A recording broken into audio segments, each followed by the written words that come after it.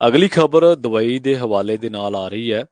ਇੱਕ ਮੀਡੀਆ ਅਦਾਰੇ ਦੀ ਜਿਹੜੀ ਰਿਪੋਰਟ ਹੈ, ਉਹਦੀ ਖਬਰ ਦਾ ਜਿਹੜਾ ਮਜ਼ਮੂਨ ਹੈ, ਉਹ ਇਹ ਕਹਿ ਰਿਹਾ ਕਿ ਅਮਰੀਕਾ ਤੇ ਈਰਾਨ ਦੇ ਵਿਚਾਲੇ ਸਮੁੰਦਰੀ ਇਲਾਕੇ ਦੇ ਵਿੱਚ ਟਕਰਾਅ ਦੀ ਇੱਕ ਘਟਨਾ ਸਾਹਮਣੇ ਆਈ ਹੈ। ਜਿਹੜੀ ਖਬਰ ਹੈ, ਵੈਬਸਾਈਟ ਆ, ਉਹ ਇਹ ਗੱਲ ਕਹਿੰਦੀ ਹੈ ਕਿ ਰਣਨੀਤਿਕ ਜਿਹੜੇ ਸਟ੍ਰੇਟ ਆਫ ਹਾਰਮਜ਼, ਜਿਹਨੂੰ ਅਸੀਂ ਤੰਗ ਸਮੁੰਦਰੀ ਰਸਤਾ ਕਹਿ ਸਕਦੇ ਹਾਂ, ਉਹਦੇ ਵਿੱਚ ਅਮਰੀਕੀ ਜਲ ਸੈਨਾ ਨੂੰ ਈਰਾਨੀ ਰੈਵੋਲੂਸ਼ਨਰੀ ਗਾਰਡ ਦੀ ਇੱਕ ਸਪੀਡ ਬੋਟ ਨੂੰ ਭਜਾਉਣ ਦੇ ਲਈ ਚੇਤਾਵਨੀ ਦੇ ਲਹਿਜ਼ੇ ਦੇ ਵਿੱਚ ਫਲੇਅਰ ਯਾਨੀ ਕਿ ਚਮਕਦੀ ਬਲਦੀ ਲਾਟ ਛੱਡਣੀ ਪਈ। ਇੱਥੇ ਇਹ ਗੱਲ ਜ਼ਿਕਰਯੋਗ ਹੈ ਕਿ ਅਮਰੀਕਾ ਤੇ ਈਰਾਨ ਦੇ ਦਰਮਿਆਨ ਪਰਮਾਣੂ ਸੰਧੀ ਤੇ ਗੱਲਬਾਤ ਕਾਫੀ ਦੇਰ ਤੋਂ ਰੁਕੀ ਹੋਈ ਹੈ ਤੇ ਤਣਾਅ ਪਹਿਲਾਂ ਹੀ ਸਿਖਰਾਂ ਉੱਤੇ ਹੈ। ਤਹਿਰਾਨ ਯੂਰੇਨੀਅਮ ਨੂੰ ਮਾਰੂ ਪੱਧਰ ਉੱਤੇ ਸੋਧ ਰਿਹਾ, ਜਿਸ ਨੂੰ ਹਥਿਆਰਾਂ ਦੇ ਵਿੱਚ ਵਰਤਿਆ ਜਾ ਸਕਦਾ ਹੈ। ਇਸੇ ਦਰਮਿਆਨ ਸੰਯੁਕਤ ਰਾਸ਼ਟਰ ਦੀ ਪਰਮਾਣੂ ਹਥਿਆਰਾਂ ਉੱਤੇ ਨਿਗਰਾਨੀ ਰੱਖਣ ਵਾਲੀ ਜਿਹੜੀ ਇਕਾਈ ਹੈ, ਉਹਨੇ ਇਹ ਗੱਲ ਕਹੀ ਹੈ ਕਿ ਈਰਾਨ ਹੁਣ ਯੂਰੇਨੀਅਮ ਸੋਧਣ ਦੇ ਲਈ ਅਤੀ ਆਧੁਨਿਕ ਸੈਂਟਰੀਫਿਊਜ਼ ਦੇ ਦੂਜੇ ਸੈੱਟ ਦੀ ਵਰਤੋਂ ਕਰ ਰਿਹਾ ਹੈ। ਇੱਥੇ ਇਹ ਵੀ ਜ਼ਿਕਰਯੋਗ ਹੈ ਕਿ ਈਰਾਨ ਜ਼ਮੀਨਦੋਜ਼ ਫੋਰਦੋ ਕੇਂਦਰ ਉੱਤੇ ਯੂਰੇਨੀਅਮ ਸੋਧ ਰਿਹਾ ਹੈ।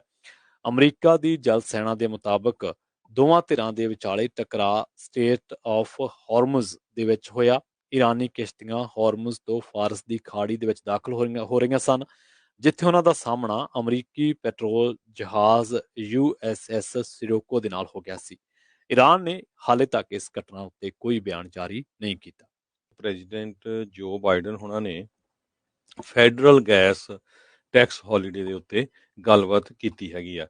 ਕਹਿੰਦੇ ਭਈ ਉਹਨਾਂ ਨੇ ਕਾਂਗਰਸ ਨੂੰ ਇਹ ਕਿਹਾ ਆ ਭਈ ਘੱਟੋ ਘੱਟ 3 ਮਹੀਨੇ ਦੇ ਲਈ ਜੋ ਫੈਡਰਲ ਦਾ ਗੈਸ ਟੈਕਸ ਹੁੰਦਾ ਆ ਗੈਸ ਦੇ ਉੱਤੇ ਉਹ ਬੰਦ ਕੀਤਾ ਜਾਵੇ। Right now 18.4 cent gas tax ਹੈਗਾ ਫੈਡਰਲ ਜੀ ਪਰ ਗੈਲਨ ਦੇ ਉੱਤੇ। ਬਹੁਤ ਸਾਰੀਆਂ ਸਟੇਟਸ ਦੇ ਉੱਤੇ ਉਹਨਾਂ ਦਾ ਟੈਕਸ ਜ਼ਿਆਦਾ ਹੈ, ਜਿਨ੍ਹਾਂ ਦੇ ਵਿੱਚ ਆਪਣੀ ਸਾਡੀ ਗੋਲਡਨ ਸਟੇਟ ਕੈਲੀਫੋਰਨੀਆ ਵੀ ਆ। ਤੇ 18.4 ਸੈਂਟ ਪਰ ਗੈਲਨ ਗੈਸ ਦੇ ਉੱਤੇ ਆ, 24.4 ਸੈਂਟ ਪਰ ਗੈਲਨ ਡੀਜ਼ਲ ਦੇ ਉੱਤੇ ਹੈਗਾ ਆ। ਤੇ ਸਮਰ ਦੇ ਵਿੱਚ ਐਵਰੇਜ ਗੈਸ ਦੀ ਪ੍ਰਾਈਸ ਕਹਿੰਦੇ $6 ਤੱਕ ਪਹੁੰਚ ਜਾਊਗੀ, ਜੋ ਕਿ ਐਵਰੇਜ $5 ਦੇ ਕਰੀਬ ਰਾਈਟ ਨਾਓ ਹੈਗੀ ਆ। ਪਰ ਕੈਲੀਫੋਰਨੀਆ ਦੇ ਵਿੱਚ ਤਾਂ $6 ਤੋਂ $7 ਦੇ ਲਾਗੇ ਛਾਗੇ ਹੈਗੀ ਆ। ਕਈ ਜਗ੍ਹਾ ਦੇ ਉੱਤੇ ਤਾਂ $9-10 ਵੀ ਆਪਾਂ ਸੁਣਿਆ ਸੀ। ਸੋ ਗਰਮੀਆਂ ਦੇ ਵਿੱਚ ਗੈਸ ਦੀ ਪ੍ਰਾਈਸ ਘਟਣ ਦੇ ਕੋਈ ਚਾਂਸ ਨਹੀਂ, ਸੋ ਵਧਣੀ ਆ। ਉਹਨੂੰ ਦੇਖਦੇ ਹੋਏ ਪ੍ਰੈਜ਼ੀਡੈਂਟ ਜੋ ਬਾਈਡਨ ਹੋਣਾ ਨੇ ਕਾਂਗਰਸ ਨੂੰ ਇਹ ਕਿਹਾ ਵੀ ਘੱਟੋ ਘੱਟ 3 ਮਹੀਨੇ ਜੋ ਇਹ ਟੈਕਸ ਹੁੰਦਾ ਫੈਡਰਲ ਦਾ ਉਸ ਨੂੰ ਰਿਮੂਵ ਕਰ ਦਿੱਤਾ ਜਾਵੇ। ਸੋ ਹੁਣ ਦੇਖਦੇ ਹਾਂ ਆਪਾਂ ਜੋ ਕਾਂਗਰਸ ਹੈ ਉਹ ਕਿੱਦਾਂ ਇਹਦੇ ਉੱਤੇ ਐਕਟ ਕਰਦੀ ਹੈਗੀ ਹੈ, ਕਿਉਂਕਿ ਕਾਂਗਰਸ ਨੂੰ ਇਹ ਸਾਰਾ ਕੁਝ ਪਾਸ ਕਰਨਾ ਪੈਣਾ ਹੈਗਾ ਆ। ਮਾਰਕ ਜ਼ੈਂਡੀ ਇੱਕ ਹੈਗੇ ਚੀਫ ਇਕੋਨੋਮਿਸਟ ਮੂਡੀਜ਼ ਐਨਾਲਿਟੀਕਲ ਦੇ, ਉਹਨਾਂ ਨੇ ਇਹ ਕਿਹਾ ਵੀ ਪਿਛਲੇ 12 ਮਹੀਨਿਆਂ ਦੇ ਵਿੱਚ 8.6% ਇਨਫਲੇਸ਼ਨ ਵਧੀ ਹੈਗੀ ਆ। ਕਮੋਡਿਟੀਜ਼ ਦੀਆਂ ਪ੍ਰਾਈਸਿਸ ਬਹੁਤ ਜ਼ਿਆਦਾ ਹਾਈ ਹੋਈਆਂ ਆ, ਖਾਸ ਕਰਕੇ ਉਸ ਟਾਈਮ ਤੋਂ ਬਾਅਦ ਜਦੋਂ ਤੋਂ ਹੀ ਰਸ਼ੀਆ ਨੇ ਯੂਕਰੇਨ ਦੇ ਵਿੱਚ ਇੱਕ ਤਰ੍ਹਾਂ ਦੇ ਨਾਲ ਆਪਣਾ ਅਟੈਕ ਸ਼ੁਰੂ ਕੀਤਾ ਹੋਇਆ, ਯੂਕਰੇਨ ਦੇ ਉੱਤੇ ਲੜਾਈ ਸ਼ੁਰੂ ਕੀਤੀ ਹੋਈ ਹੈਗੀ ਆ। ਨੈਂਸੀ ਪਲੋਸੀ ਹਾਊਸ ਸਪੀਕਰ ਜੀ ਉਹ ਵੀ ਕਹਿ ਰਹੀ ਆ ਵੀ ਠੀਕ ਆ, ਮੈਂ ਐਗਰੀ ਕਰਦੀ ਹੈਗੀ ਆ ਪ੍ਰੈਜ਼ੀਡੈਂਟ ਜੋ ਬਾਈਡਨ ਹੋਣਾ ਦੇ ਇਸ ਪੁਆਇੰਟ ਦੇ ਨਾਲ। ਸੋ ਲੱਗਦਾ ਹੈ ਇਹ ਪਾਸ ਹੋ ਜਾਊਗਾ, ਪਰ ਕਦੋਂ ਪਾਸ ਹੋਊਗਾ, ਕਿੰਨਾ ਕੁ ਟਾਈਮ ਲੱਗੂਗਾ, ਇਹਦੇ ਨਾਲ ਇਹ ਆਉਣ ਵਾਲੇ ਦਿਨਾਂ ਦੇ ਵਿੱਚ ਪਤਾ ਚੱਲੂਗਾ। ਗੈਸ ਟੈਕਸ ਜੇ 22 ਸੈਂਟ ਦੀ ਵੀ ਬ੍ਰੇਕ ਹੋ ਜਾਂਦੀ ਆ ਜਾਂ 18 ਸੈਂਟ ਦੀ ਆ, ਉਹਦੇ ਨਾਲ ਕਿੰਨਾ ਕੁ ਜ਼ਿਆਦਾ ਜਿਹੜਾ ਆਮ ਲੋਕਾਂ ਦੇ ਉੱਤੇ ਅਸਰ ਪਊਗਾ। ਇਹ ਬਾਹਲਾ ਜ਼ਿਆਦਾ ਨਹੀਂ ਫਰਕ ਪੈਣਾ ਹੈਗਾ ਜੇ ਉਹ ਵੀ ਸਿਰਫ 3 ਮਹੀਨੇ ਦੇ ਲਈ ਹੈਗਾ ਆ। ਸੋ ਸਾਰੇ ਫਿਗਰਸ ਕਿਸ ਤਰ੍ਹਾਂ ਕਿੰਨਾ ਕੁ ਤੁਹਾਨੂੰ ਜਿਹੜੀ ਆ ਫਾਇਦਾ ਹੋਊਗਾ ਉਸ ਸੈਂਸ ਦੇ ਨਾਲ, ਇਹ ਹਜੇ ਜਦੋਂ ਪਾਸ ਹੋਊਗਾ ਉਹ ਤੋਂ ਬਾਅਦ ਹੀ ਪਤਾ ਚੱਲੂਗਾ। ਜੀ ਅਗਲੀ ਜਿਹੜੀ ਖਬਰ ਆ ਉਹ ਅਫਗਾਨਿਸਤਾਨ ਤੋਂ ਆ ਰਹੀ ਹੈ, ਜਿੱਥੋਂ ਦੀ ਖਬਰ ਨੇ ਪੂਰੀ ਦੁਨੀਆ ਨੂੰ ਹਿਲਾ ਕੇ ਰੱਖ ਦਿੱਤਾ। 500 ਕਿਲੋਮੀਟਰ ਤੱਕ ਦਾ ਭੂਚਾਲ ਦਾ ਅਸਰ ਦਿਖਿਆ। ਅਫਗਾਨਿਸਤਾਨ ਦੇ ਵਿੱਚ ਜ਼ਬਰਦਸਤ ਭੂਚਾਲ ਕਰਕੇ 1000 ਲੋਕਾਂ ਦੀ ਮੌਤ ਹੋ ਗਈ ਹੈ। ਰਿਕਟਰ ਸਕੇਲ ਉੱਤੇ 6.1 ਇਹਦੀ ਜਿਹੜੀ ਹੈ ਗਤੀ ਆ ਉਹ ਨਾਪੀ ਗਈ ਆ।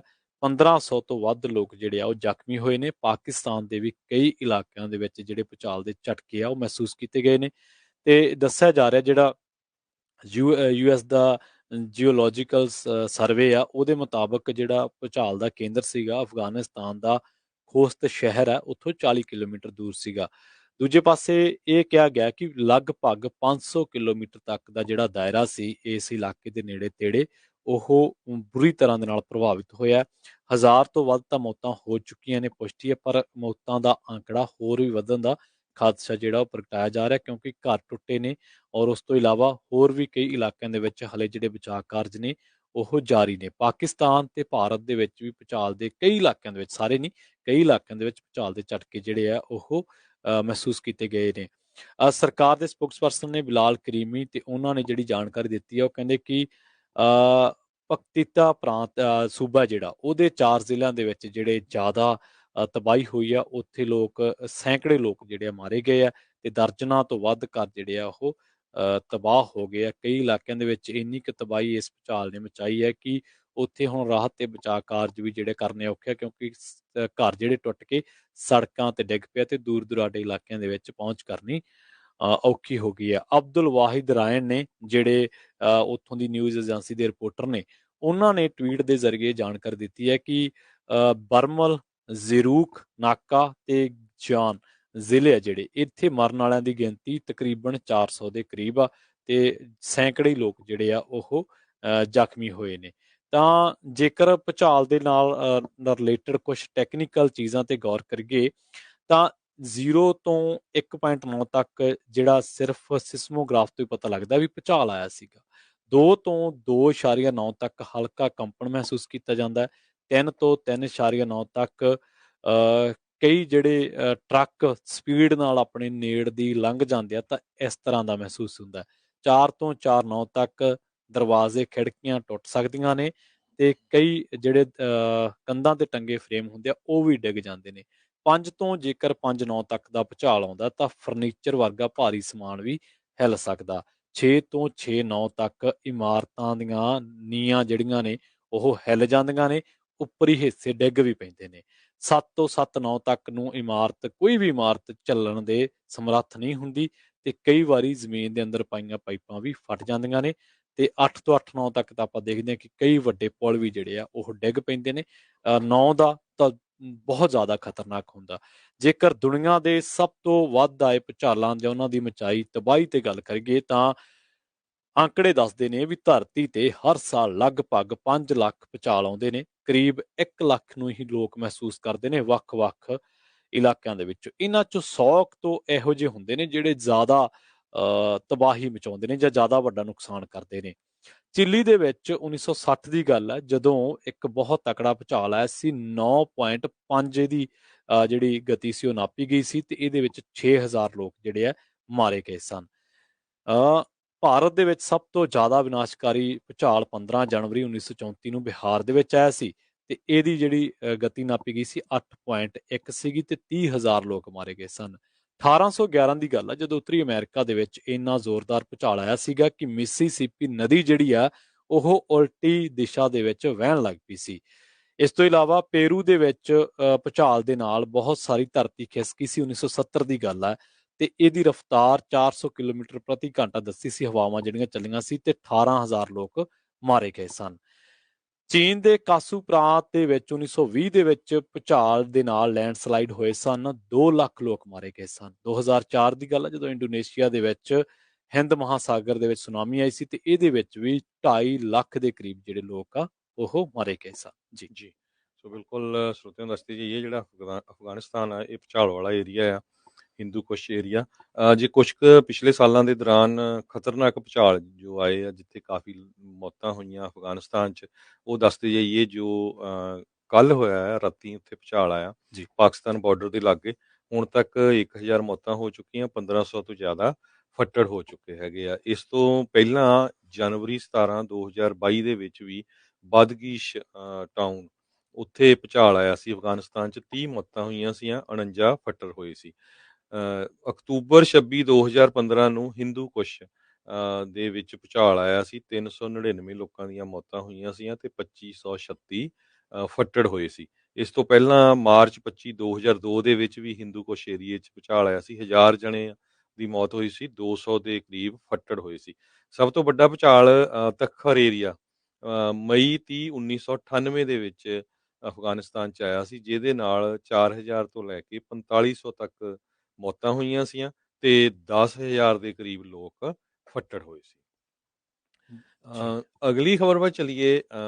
ਆਪਾਂ ਯੂਐਸਏ ਵੱਲ ਆਈਏ ਵਾਪਸ, ਤੇ ਯੂਐਸਏ ਦੇ ਵਿੱਚ ਜੋ ਸੈਨੇਟਰਸ ਹੈਗੇ ਆ, ਜੀ, ਉਹਨਾਂ ਨੇ ਬਾਈਪਾਰਟੀਸ਼ਨ ਬ੍ਰੇਕ ਥਰੂ ਕੀਤਾ ਹੈਗਾ ਗਨ ਸੇਫਟੀ ਲੈਜਿਸਲੇਸ਼ਨ ਨੂੰ ਲੈ ਕੇ। ਹਮ, ਦੋਨੋਂ ਹੀ ਪਾਰਟੀਆਂ ਦੇ ਸੈਨੇਟਰਸ ਨੇ ਰਲ ਕੇ ਇੱਕ ਬਿੱਲ ਆਲਮੋਸਟ ਹੁਣ ਰੈਡੀ ਕਰ ਲਿਆ ਆ। ਉਹ ਦੇਖੋ ਵੀ ਸੈਨੇਟ ਦੇ ਵਿੱਚ ਜਾਊਗਾ, ਕਿੱਦਾਂ ਪਾਸ ਹੁੰਦਾ ਆ। ਪਰ 30 ਸਾਲਾਂ ਦੇ ਵਿੱਚ, ਪਿਛਲੇ 30 ਸਾਲਾਂ ਦੇ ਦੌਰਾਨ ਪਹਿਲੀ ਵਾਰੀ ਹੋਇਆ ਵੀ ਗਨ ਵਾਇਲੈਂਸ ਤੇ ਗਨ ਕੰਟਰੋਲ ਨੂੰ ਲੈ ਕੇ ਦੋਨੋਂ ਹੀ ਪਾਰਟੀਆਂ ਰਲ ਕੇ ਇੱਕ ਬਿੱਲ ਤਿਆਰ ਕਰਨ ਜਾ ਰਹੀਆਂ, ਜਾਂ ਆਲਮੋਸਟ ਉਹ ਰੈਡੀ ਹੋ ਗਈਆਂ। ਹਾਲਾਂਕਿ ਇਸ ਬਿੱਲ ਦੇ ਵਿੱਚ assault style rifles, high capacity magazines ਤੇ ਐਕਸਪੈਂਡਡ ਬੈਕਗਰਾਉਂਡ ਚੈੱਕ ਰਿਕੁਆਇਰਮੈਂਟ ਇਹ ਹੈ ਨਹੀਂ, ਕਿਉਂਕਿ ਇਹਨਾਂ ਨੂੰ ਡੈਮੋਕ੍ਰੇਟਸ ਮੰਗਦੇ ਸੀ ਵੀ ਇਹ ਜ਼ਰੂਰ ਇਨਕਲੂਡ ਹੋਣੀਆਂ ਚਾਹੀਦੀਆਂ। ਪਰ ਬਾਕੀ ਚੀਜ਼ਾਂ ਦੇ ਉੱਤੇ ਜੋ ਐਗਰੀਮੈਂਟ ਹੋਇਆ ਆ, ਉਹਦੇ ਵਿੱਚ ਮੈਂਟਲ ਹੈਲਥ ਨੂੰ ਲੈ ਕੇ ਬਿਲੀਅਨਸ ਆਫ ਡਾਲਰ ਵੱਖ-ਵੱਖ ਸਟੇਟਾਂ ਨੂੰ ਦਿੱਤੇ ਜਾਊਗੇ, ਤੇ ਸਟੇਟਸ ਨੂੰ ਹੋਰ ਪਾਵਰਸ ਦਿੱਤੀਆਂ ਗਈਆਂ ਆ ਵੀ ਉਹ